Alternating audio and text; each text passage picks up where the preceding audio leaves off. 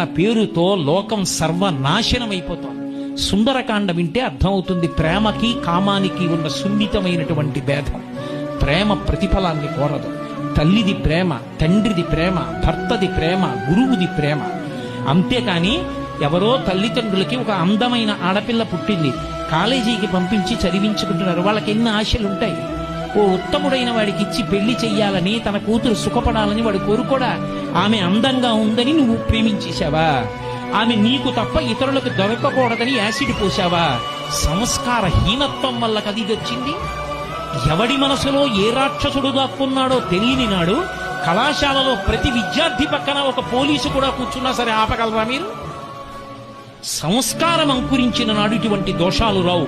రామాయణం పాఠ్యాంశాల్లోంచి ఎప్పుడు తీసివేయబడిందో, రామాయణ ప్రబోధం ఎప్పుడు పోయిందో, ఇంట్లో రామాయణం పుస్తకాలు ఉండడం ఎప్పుడు తగ్గిపోయిందో, తల్లిదండ్రులు రామాయణం గురించి బిడ్డలతో మాట్లాడడం ఎప్పుడు పోయిందో